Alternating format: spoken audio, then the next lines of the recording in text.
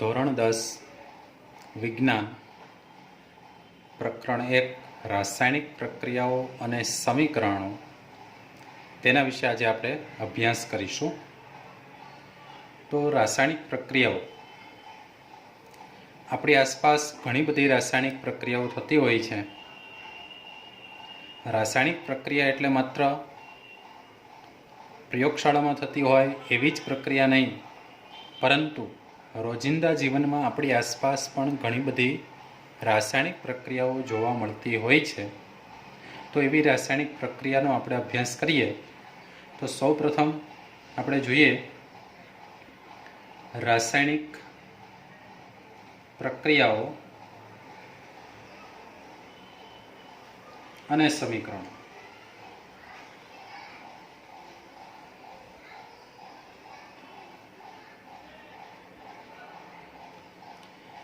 તો તેમાં આપણી આસપાસ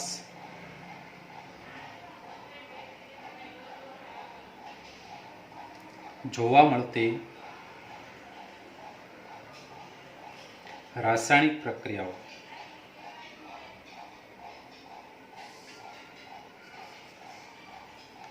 એના કેટલાક ઉદાહરણો આપણે જોઈએ તો ઉનાળામાં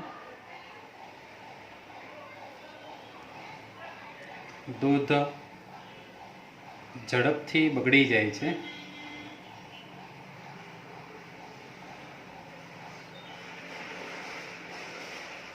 લોખંડની વસ્તુ પર ચોમાસામાં કાટ લાગે છે. આ બધી રાસાયણિક પ્રક્રિયાઓ છે. ત્યાર પછી દ્રાક્ષના રસનું આથવણ થવું શરીરમાં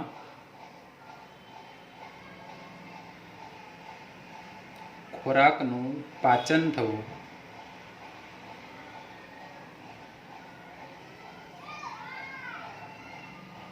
કાચા અનાજનું રંધાવવું વગેરે જેવી અનેક રાસાયણિક પ્રક્રિયાઓ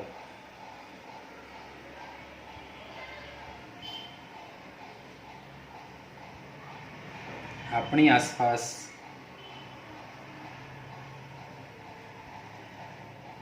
બનતી હોય છે. આવી અનેક રાસાયણિક પ્રક્રિયાઓના ઉદાહરણો આપી શકાય, પણ આપણે જેને જાણતા હોઈએ એવા આપણે ઉદાહરણો બતાવ્યા છે કે જે રાસાયણિક પ્રક્રિયાઓ છે. ત્યારબાદ આપણે જોઈએ તો રાસાયણિક પ્રક્રિયાઓ દરમિયાન જોવા મળતા ફેરફારો.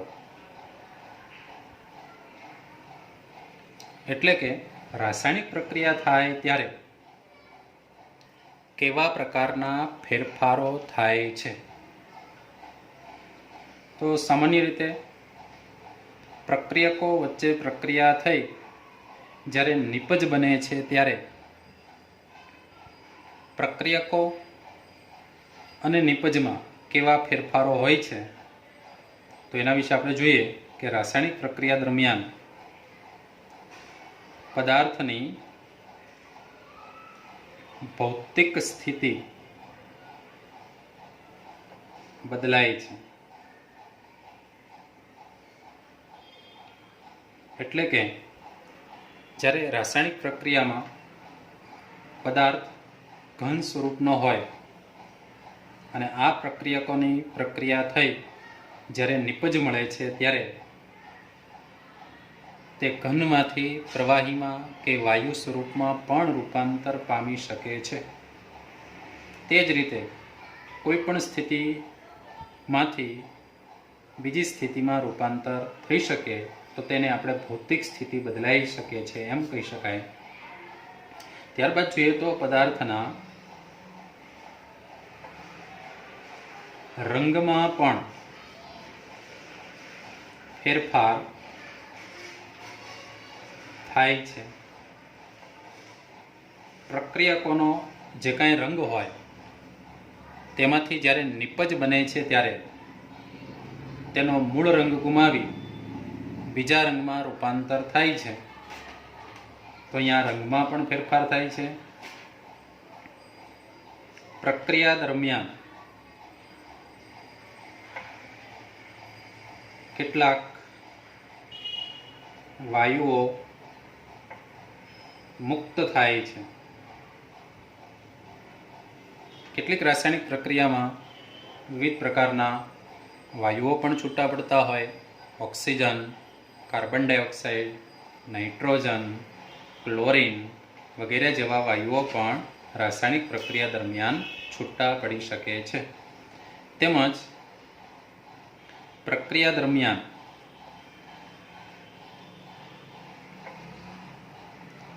તાપમાનમાં પણ ફેરફાર થાય છે.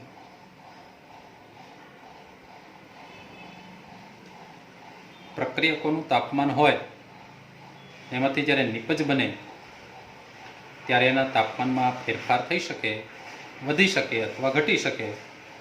આમ રાસાયણિક પ્રક્રિયા દરમિયાન પદાર્થની ભૌતિક સ્થિતિ બદલાય, તેના રંગમાં પણ ફેરફાર થાય છે, તેમાંથી કેટલાક વાયુ મુક્ત થાય છે, તેના તાપમાનમાં પણ ફેરફાર થઈ શકે છે. તો આ બધા ફેરફારો રાસાયણિક પ્રક્રિયામાં જોવા મળતા હોય છે. હવે આપણે જોઈએ તો રાસાયણિક સમીકરણ કેવી રીતે લખી શકાય તેના ઉદાહરણ આપણે જોઈએ. રાસાયણિક સમીકરણ કેવી રીતે લખી શકાય તેને ઉદાહરણ દ્વારા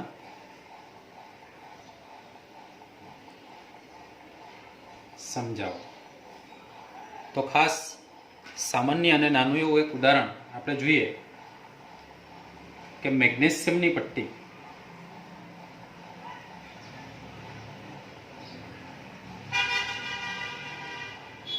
મેગ્નેશિયમની પટ્ટીને હવાની હાજરીમાં ગરમ કરતા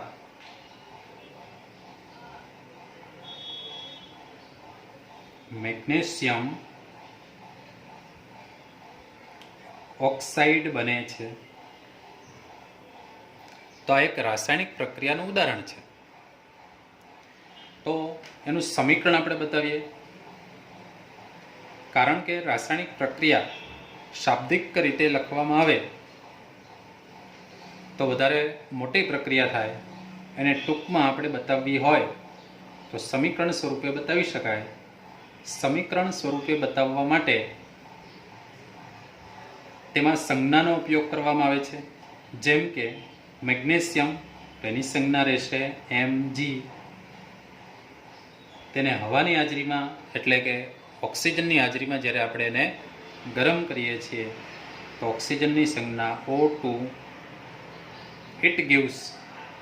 આ બંને વચ્ચે પ્રક્રિયા થાય છે ત્યારે જ્યારે આપણે એને ગરમ કરીએ છીએ ત્યારે તેમાંથી MgO મેગ્નેશિયમ ઓક્સાઇડ બને છે. તો આ જે મેગ્નેશિયમ ઓક્સાઇડ બને છે એમાં શરૂઆતમાં જે આપણે આગળ Mg અને O2 પ્રક્રિયક છે અને એમાંથી બનતી નિપજ MgO એને આપણે નિપજ તરીકે ઓળખશું. તો હવે આપણે જોઈએ આ જે રાસાયણિક પ્રક્રિયા છે એની અંદર સંતુલન પણ હોવું જરૂરી છે. જો સંતુલન ન હોય તો રાસાયણિક પ્રક્રિયા છે એ ખોટી બને છે.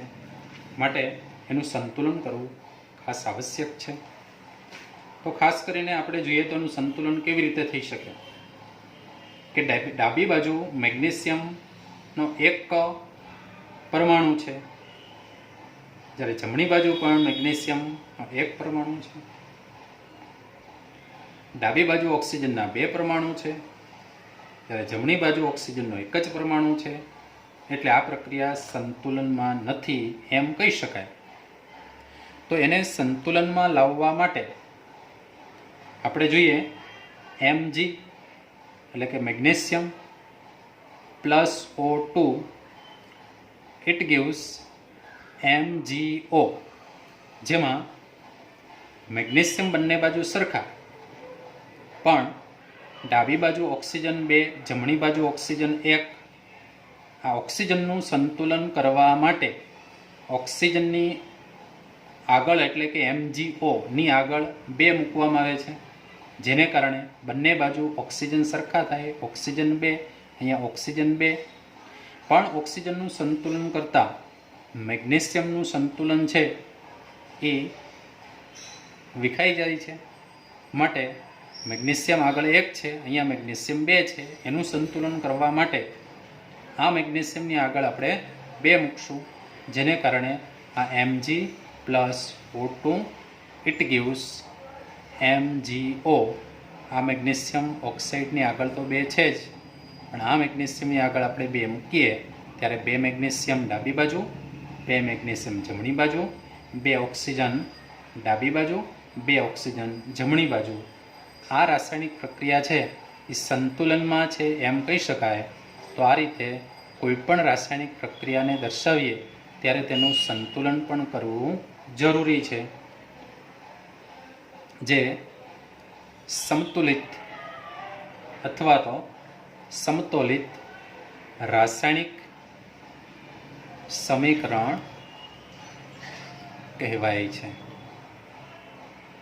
તો આમ જ્યારે આપણે કોઈપણ રાસાયણિક પ્રક્રિયા બતાવીએ ત્યારે એને શાબ્દિક ભાષાની જગ્યાએ સંજ્ઞા સ્વરૂપે આપણે બતાવીએ છીએ, તો એને આપણે આ સમીકરણને રાસાયણિક સમીકરણ તરીકે ઓળખી શકીએ છીએ.